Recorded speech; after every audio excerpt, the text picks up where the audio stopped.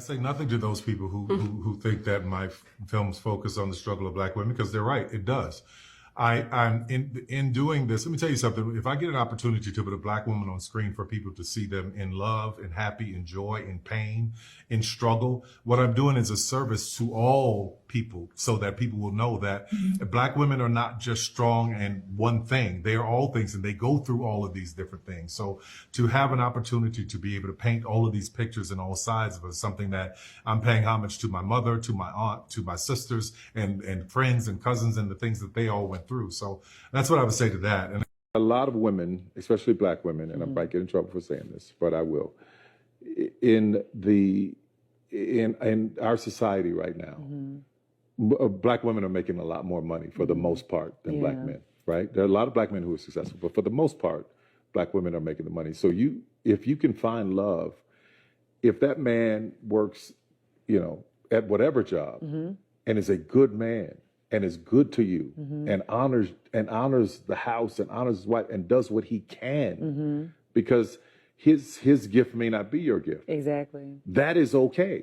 That's not somebody who's beneath you. Yeah. That's somebody who came to love you at your worth, right? Yes. And as long as he's secure in himself to know that, yep, she makes most of the money, all I can pay is the light bill. As long as she's comfortable enough to say, I'm going to cover the mortgage and all the other stuff, you've handled the light bill, baby, you can take me to dinner every now and then. That is fine. Yeah. That's fine. Yeah. But there's a lot of women. What's up, everybody? It's me, Erica. We are down here, girl. Let me do a testing to make sure the microphone is working. I'll be right back. We are here. What's up, everybody? It's me, Erica, and we are down here, girl. We are down here, girl. Go ahead and like and subscribe and comment. Let me know you stopped by. I hope everybody had a good weekend. It's Monday. We only down here for a little while to talk about one topic. And ironically, I did not know that over the weekend, Tyler Perry premiered a new movie with Taraji P. Henson. I heard them talking about the movie. I heard her talking about how Tyler Perry has paid her the most money in her career. He always gives her the most money. And then, I heard her promoting Taraji. I heard her promoting. She's a Virgo. So is Tyler Perry. They're Virgos. But anyways, I always like to call out the public figures who are Virgos. We call out their signs anyways. Don't matter what their sign is, but I always like to call out the Virgos because I am.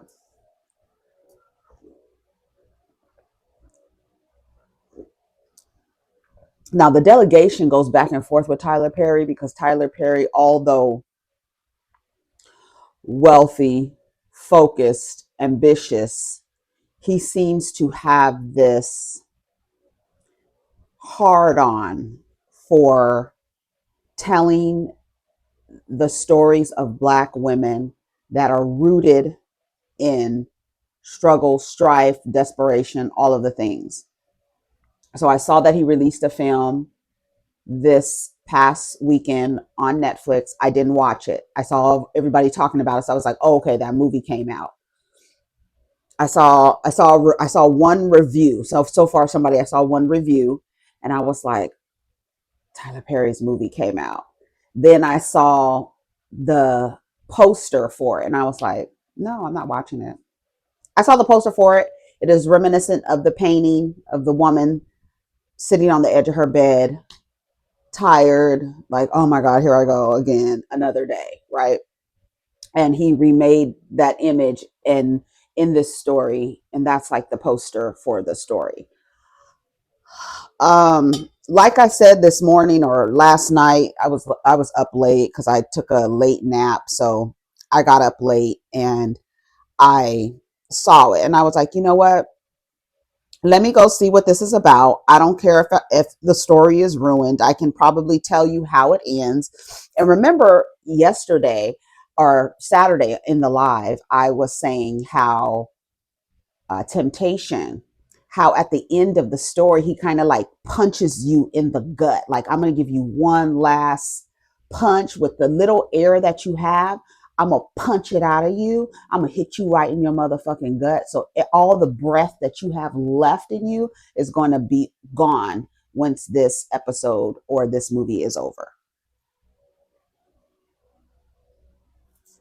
And according to what I read, there is a gut punch at the end. And I mean, I guess we could talk about spoilers. There will be spoilers on here. But basically, here, let me tell you what the story is about. And then I will tell you my commentary, and then it'll probably be time for me to go because I have an appointment today. So we'll probably have a car video. I haven't seen what was going on. We still need to talk about Atlanta Housewives. So we'll come back with Atlanta Housewives. But I wanted to get in my commentary and my feeling. I wanted to put my words out here about Tyler Perry's fetish with Black women struggling. And so last night when I found out, this was after I watched Real Housewives of Atlanta, and this is what I said. So exactly how many woe is me, downtrodden, suffering Black woman tropish, she got the weight of the world on her shoulders bullshit. I couldn't even finish. I didn't even finish my sentence on that. I said, it's almost like Tyler Perry wants to keep reminding Black women of something. You Black bitches don't get a happy ending.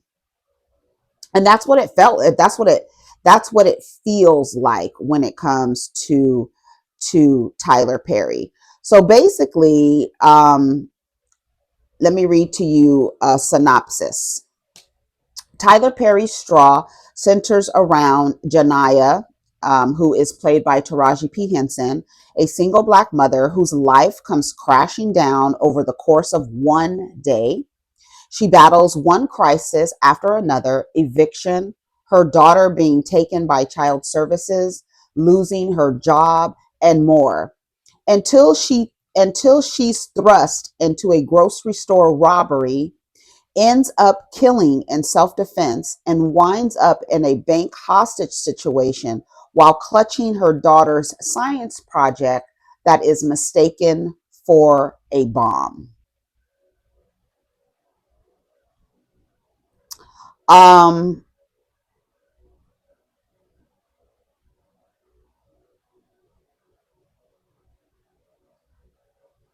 I don't know what else to say.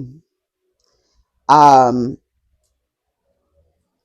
I don't know if it's I don't know what Tyler Perry's I wish that somebody would ask him. And I am tired of hearing Tyler Perry's story of what he saw growing up. Can we talk about the women that are around you now? The women, the successful women that are, why don't you tell their stories? Why don't you ask some of the women that are around you who have a relatively happy ending? Why don't you ask those women to tell you their stories so that you can, with your gift that you have, create a movie, a series, or whatever? Why? Why not? Why is Tyler Perry, this man, why does this man seem to want to just keep telling the same story over and over again? We just talked about this. I didn't even know that Straw came out. I don't know if somebody mentioned it in the comments. I don't know, but I didn't know that it came out. Um she's holding what everyone seems to be a bomb, her daughter's science project. She ends up in a hostage situation in a bank. Her behavior is frantic, erratic, and desperate. She's not robbing the bank of money. She's trying to make everyone see her, hear her, understand the collapse in her life. I don't know if it's giving John Q, with Denzel Washington, how he held everybody up in the hospital because he was trying to get his child. I can't remember if it was a boy or a girl. I think it was a boy. Um, Seen in the hospital. So he held up the hospital, John Q. Public, right?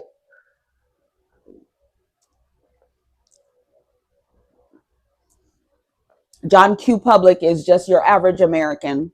We've told this story before. So now you're going to put a Black woman in the space, right? Instead of a man, which was Denzel's role in John Q. And him being upset with the healthcare system. And so he crashes out. Um, Apparently there's a Black woman negotiator there. And the gut punch, and I'm going to spoil it. The gut punch is that all this stuff that Taraji is going throughout this, and she's doing this for her daughter. Her daughter is killed in a police encounter. It's like every single trope. And this is the reason why people love Myra Brock Akil's story of Forever and the people who helped create that story. Because although there is a cop scene where a cop pulls up behind Justin and he gets nervous, but the cop goes the other way. What you're going to touch on that, because the truth is, for a lot of people, whether you can have everything is clean and a cop get behind you and you're like, girl, I hope his ass is having a great day because I don't feel like being bothered by these weirdos, right? So there is a little anxiety that comes with just living amongst these fucking insane people with guns, right? Who you don't know if they want to prove something one day or whatever. So showing that in Forever, but these horrible like stories, Tyler Perry is always, that's his like thing. It's like, girl, there's something else to tell. And I'm, like I said, I'm tired of Tyler Perry telling us how what he saw when he was growing up. Okay, girl, you're almost 50 years old. How old is Tyler Perry? He's in the same age group with Kenya and all them, and Nene and all them. About 50, maybe 56, maybe. Hey Siri, how old is Tyler Perry? Tyler Perry is 55 years old. He'll be 56 on his birthday. He's a Virgo. Thank you. I don't understand why he is unable to tell the story of the women who are around him now. I just don't get it. And it says, throughout the film, we are led to believe that the daughter is alive, taken away by Child Protective Services, a source of panic and urgency for Taraji's character. But near the end, it's revealed that the daughter was killed earlier that day in a police encounter or died due to neglect of systematic failure. It's not really fleshed out. So once again, it's a part of the story that you're like, what the fuck happened, right? Like Tyler Perry seems to only want to tell the story of this Black woman struggling, but not all the parts moving around her. Like he doesn't always flesh it all the way out. And I don't know, like I honestly, like the majority of people who watch Tyler Perry, who ingest his films, are Black women. So you have to think about you sitting in front of a television screen being reminded again, being like it's a literal reprogramming. What you see, what you see, what you see, what you see, what you see, what you see, what you see, right? What you see. And he always wants you to see an image of you in connection to suffering, severe suffering, not just the normal, oh my bill, I got a bill due, I got the student loan. It's something so horrible and terrible. And when you ask him why, he talks about what he saw growing up. Nigga, you are over the hills. Tell a different story. Tell the story of the women who have a happy ending. Stop telling the story about women who are, again, soft for men who don't deserve it, giving men set chances they don't deserve, watching women like, girl, can we get a happy ending? How come for Tyler Perry and his storytelling, how come Black women don't get a happy ending in Tyler Perry's storytelling? Why? Everyone fails her, right? Nobody is there for this woman. Here, another reminder, like, you're in this alone, girl. You got to do this on your own. Ain't nobody going to help you. Remember what Malcolm X said about your group of people. Keep repeating that too. That helps remind you. Keep repeating that shit Malcolm X said. That reminds you too. Her job, the courts, cops, CPS, the men in her life, no one shows up for her until she's holding a what is to believe to be a bomb in her hand at a bank.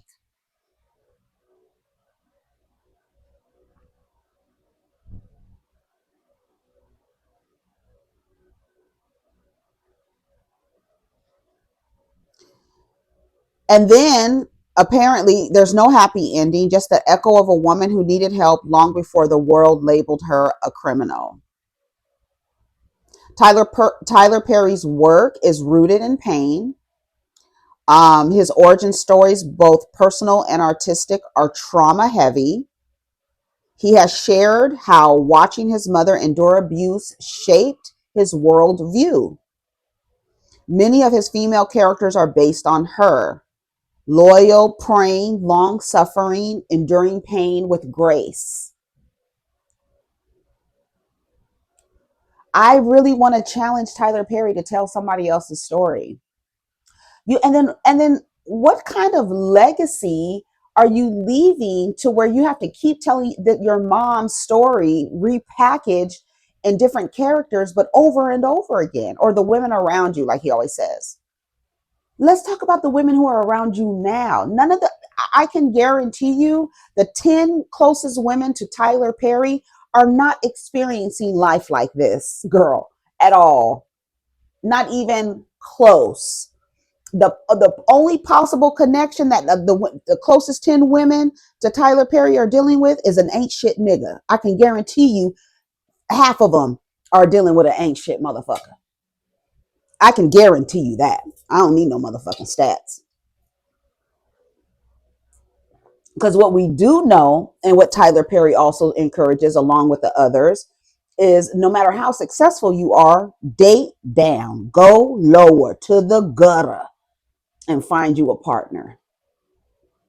So I can guarantee you the closest women to Tyler Perry, half of them are dealing with a nigga who ain't shit. But why don't you tell the stories about about their story? Like, girl, tell me about your story. What happened? Did it start off like this? No, it didn't even start off like this. Tell Candace Dillard's story. Because there's a lot of Black women, girls to women, who grew up like Candace Dillard, who grew up like Tracy Ellis Ross, who, you know what I'm saying? Like, tell those stories, right? Why is it always the same thing? He always writes Black women as martyrs, right? You're enduring something for somebody else. You're going through something for somebody else, but no one is ever there for you. Someone's always betraying you. Somebody's always harming you. Let me tell you something. Before I was in therapy, I used to tell myself the same fucking story. Nobody's there for me. Nobody was there when I gave birth to my babies. Nobody's there for me when I did this. Nobody. And my therapist was like, girl, this is your journey. It's not shocking that for you, in the most life changing moments, you were by yourself. You know why? Because this is your journey. Yes, you delivered your babies by yourself. Yes, you were in the room by yourself, and your babies came with by yourself. You were by yourself. When you were in an abusive relationship, nobody came to save me. Even with fathers, brothers, and male cousins, no man came to see about me. You know why? One, they always think you're going to go back. So why the fuck should I go all the way out there and beat a nigga up? Because we know that women go back to abusive men, not this one, right? But no man came to see about me, and I was very resentful. Like, I have cousins, and I just knew if my brother was around, my other brother, not the one who assaulted me, my other brother was around, that it would be a different story, right? Nobody came to see about me, and I used to hold on to that like, damn, I'm doing this all by myself. Like the other day when I was telling you about getting this boy to graduation. It wasn't hard for me. He's a good kid, got good grades, bunch of cords around his neck, all the things.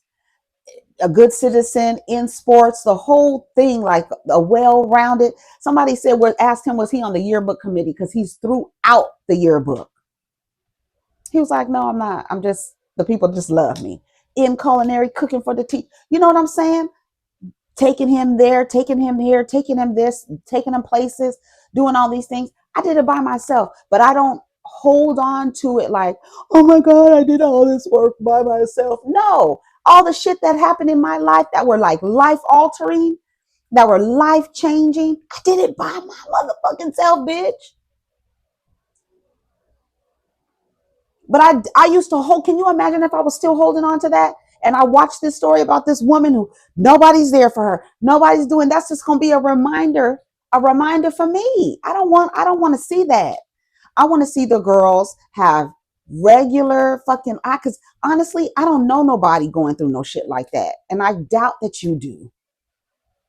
And the fact that we are supporting a man who continuously shows us the worst parts of our lives in this world, like, girl, you don't see us no other way. Not even in your like you can, like, your imagination, right? As an artist, as a creative, your imagination is like whatever you want.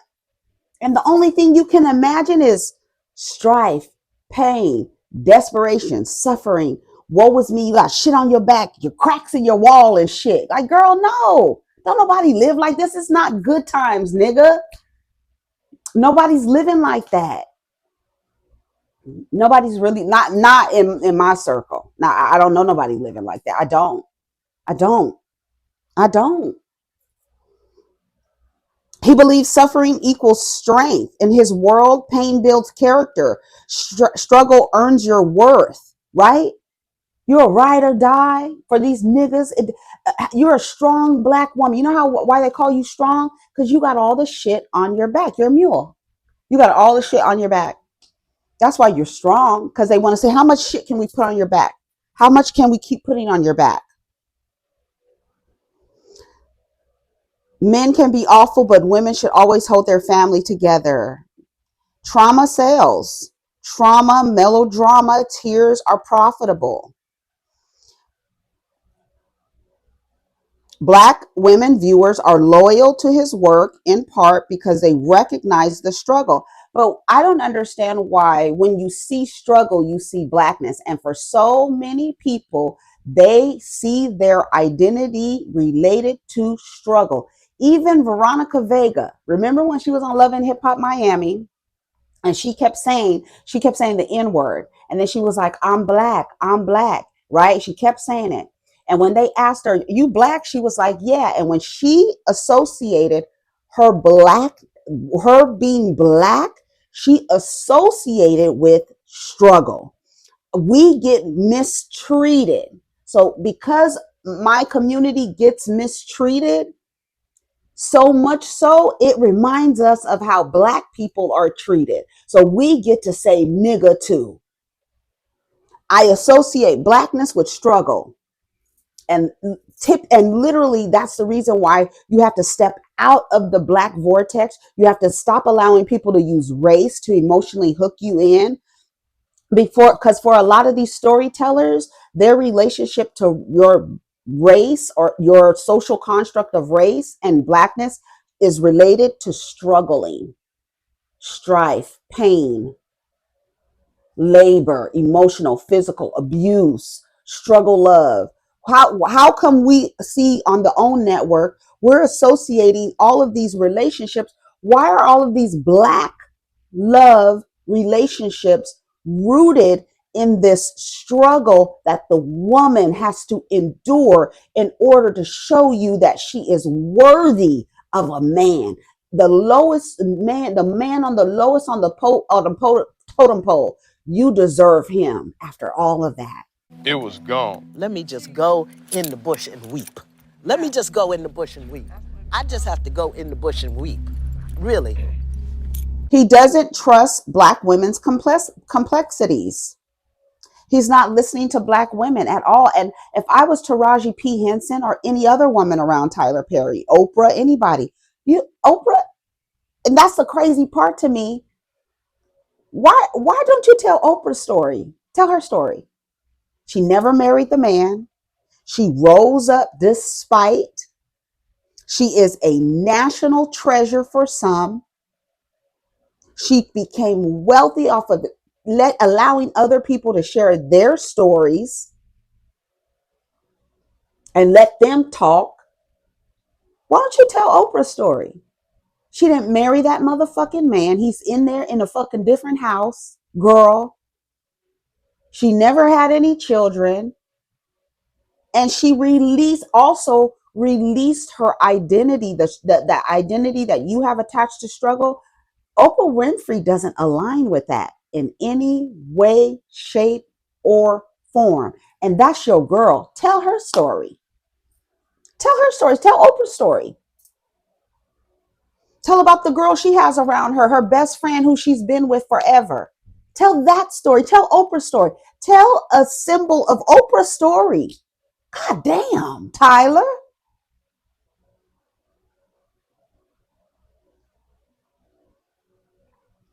Stop normalizing Black women's suffering as entertainment. You reinforce internalized oppression, and it numbs your vision of joy, and it limits your imagination for freedom. Why is it that your multi-dimensional, multi-layered imagination is so narrow and only focused on, how come you only imagine women suffering? Why is that always in your head?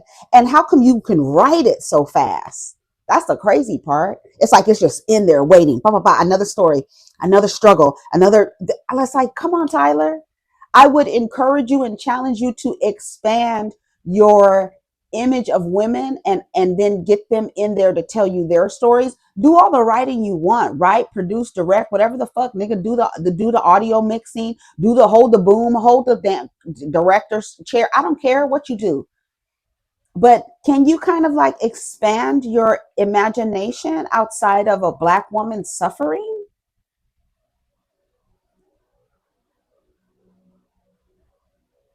You're always holding broken pieces. Nobody comes to save you. Love is only a reward after struggling and survival. Your softness is dangerous. It's like psychic warfare, literally. You start to internalize the lie that you're built to suffer. If the only time you're seen on screen is grief, trauma, and in fight mode, you begin to forget that you're allowed to be cared for. You're allowed to be tender. You're allowed to make mistakes without complete destruction. And you can win without surviving in hell first. You can win without, you don't have to be a phoenix every fucking time, girl. Why do I have to come from ashes every time, girl? And we talk about media programming. We talk about what you constantly see. You literally attract it into your life. You literally attract it. It is a frequency. If you're on that frequency where you're always ingesting a certain type of thing, understand you're literally manifesting that stuff.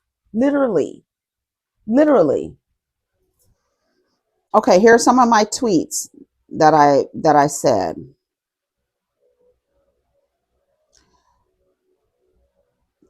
Tyler Perry loves eroding your sense of entitlement and peace. And then this thing, like so many Black people literally have internalized the lie that your identity is attached to suffering. There are so many Black people who align their Black identity to struggle and strive. There's literally people get up every single day to quote fight because they need your identity to stay tethered to struggle so you can keep fighting the good fight. People are tired of fighting. People are tired of doing all the work. I know that Black women are really not having it, like literally at home, polishing their nails, their feet are up. They're in their bubble baths. They're making their charcuterie board. They're gardening. Nobody wants to keep ingesting this stuff. They're actually, why don't you tell the story about how Black women are leaving this country? Tell that story. How they getting the fuck up out of here. Because, girl, the world is abundant and nobody is stuck in this motherfucker. Let's tell that story. Tell about the Black woman exodus from the United States. Tell that story. Tell the story how the girls are tired and they no longer want to be tired. So they get in their shit and getting the fuck up out of here to live, not to come back. Tell that story. You don't get peace. Tyler Perry loves to remind Black women that you need to be struggling, fighting, begging, and desperate. It's not enough to reject oppression in real life. You have to stop rehearsing it in your imagination too. And I tagged Tyler Perry. And that's all I have to say about that. I think that's enough. So y'all let me know what y'all think about this video and how do you feel about Tyler Perry's, story of struggle and strife and surviving and looping trauma over and over again. Let me know, is it art to you? Is what Tyler Perry is doing, is that art? And what would you like to see from directors and storytellers when it comes to Black women's stories? Because literally we are so multifaceted, multidimensional, multi-layered. We are not a monolith. We all look different. We all have different stories, except for when it comes to relating to men. Girl, sorry, because all men they operate from the same playbook. So different women will have the same kind of parallel story when it relates to them. But what kind of stories would you like to see? A story, and it doesn't have to be it doesn't have to be fantasy, right? It doesn't have to be fantasy, because Black women are really thriving. They're how come you're not telling the stories of the most educated group of women? You keep telling the same fucking story to them. It's insulting after a while. You don't think that, literally, your imagination is not going further than that. You're creative. You should be able to imagine women outside of suffering, Tyler. I don't know. Like I said, tell Oprah and Gail's story. Why don't you tell the story of two Black girlfriends, best friends, and the things they went through? Oprah has some hurdles she had to get over, but tell her story. Tell how she had to deal with this, sexism, probably racism in media. Yeah, you could tell Oprah and Gail's story. Call it BFF forever, girl, and tell their story. Tell how she didn't marry that man after everybody kept pressuring her, because in culture, in Black culture, there is this pressure to women to marry their predators. Tell that story. She didn't marry her predator. She have him in the back house. Tell that story. Tell the story of how he is actually supportive of her. Tell that story about, tell Stedman's story. He's not mooching off of her. He has never embarrassed Oprah, ever. And don't let me speak too soon, because that niggas they'll like to make you eat your words. And within 2 weeks flat, we said it here. Stedman has never embarrassed Oprah. Him not wanting to, him and her not getting married is not an embarrassment to her. It's not a tarnish on her character or her existence as a woman. She doesn't desire it. Talk about her things with childhood, with wanting to have children or not. That's a real story. And at the end of it, Oprah's not struggling. She don't have cracks in the wall. She's not standing in a bank with a fucking fake bomb. Oh my God, my life is just gonna blow up. Girl, get the fuck out of here. Okay, I gotta go. I got an appointment. So we're gonna get in the car and see what's going on. But y'all let me know, what do you want to see from storytellers, Black women stories? What kind of stories do you want to see told about Black women? All right, get down in the comments. Take care of each other. Protect your energy.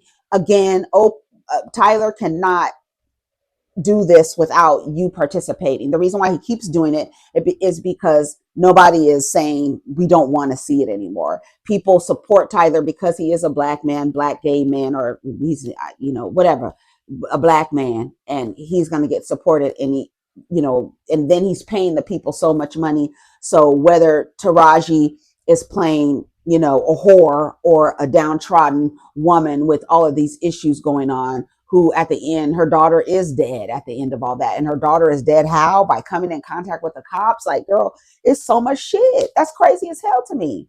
So let me know what you want to see from Tyler Perry or Black, storytellers. What do you want to see from them? What kind of story of Black women would you like to see come to the big screen? All right. Take care of each other. Protect your energy. Let's get down in the comments. Peace. I didn't get to read my caption. Let me read my caption, right? The Tyler Perry industrial complex can't function without you. He thrives because we participate in his system of reminding Black women. And the more we ingest that kind of storytelling, the more we start to believe it. That being a Black woman means being exhausted, abused, abandoned, but still loyal, still grateful, still soft for men who never earned it. It's dangerous. It's not art. It's reprogramming. I deserve joy. We deserve stories that are not just surviving, we are soaring. Stories where we don't have to fall apart just to be seen. Black women live, Black women rest, Black women win easily. Black women choose themselves and nothing burns down. This is why joy, luxury, softness, ease, and even boredom are revolutionary in Black women's storytelling. So no, I will not be watching Straw. Peace.